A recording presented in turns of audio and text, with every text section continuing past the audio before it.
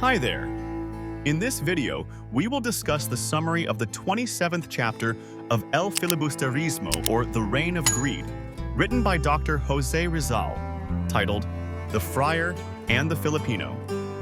We will also study the important events, characters, settings, and lessons found in this chapter. Listen and watch carefully, as you will learn a lot from this historical work by Rizal. Let's begin. Padre Fernandez and Isagani had an important conversation that led to a heated exchange of ideas. Padre Fernandez admired Isagani's courage and conviction, but was also concerned about the complaints Isagani raised about the priests, especially the Dominican educators.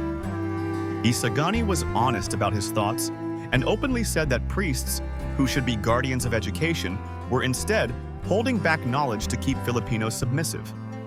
He criticized the priest for preventing intellectual freedom, which he believed was done to stop people from questioning their authority and actions.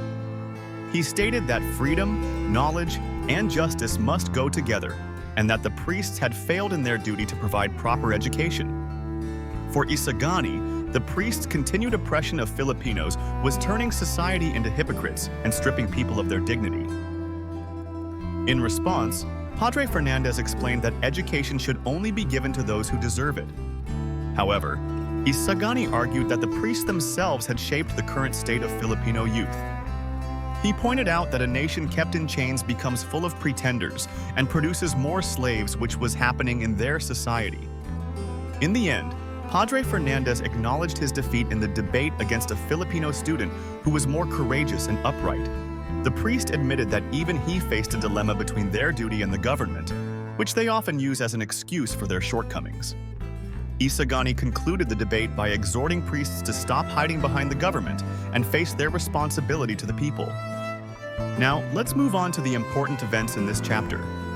Padre Fernandez and Isagani engaged in a heated debate, with Padre Fernandez admiring Isagani's courage, but expressing concern about his complaints against the Dominican educators.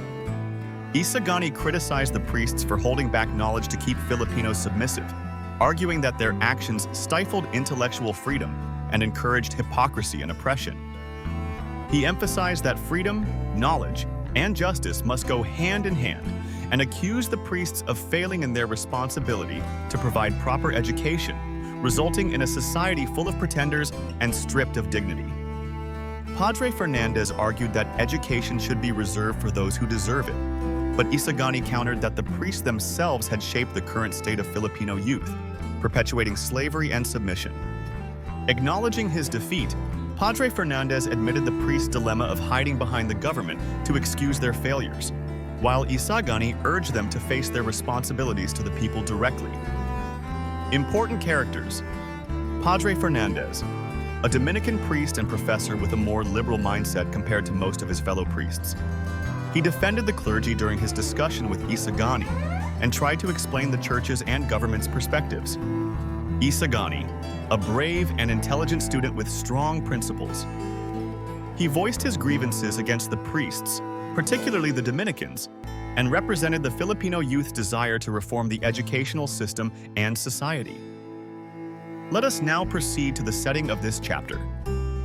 The conversation took place in Padre Fernandez's room within the Dominican convent or college. Here are some of the lessons, messages, or implications shown in this chapter. Having strong convictions and courage to express one's opinions is important, especially regarding social and educational issues. Education is a right for everyone and should not be withheld or restricted, as it is the key to personal and national progress. Those in positions of power have a responsibility to perform their duties fairly and with care for others' welfare, instead of using the government or other institutions as an excuse for their failures. And that concludes the 27th chapter of El Filibusterismo, titled The Friar and the Filipino. What have you learned from this chapter? Share your answers in the comments. We also encourage you to like, subscribe, and click the notification bell to stay updated with our future videos. Until next time, thank you for watching.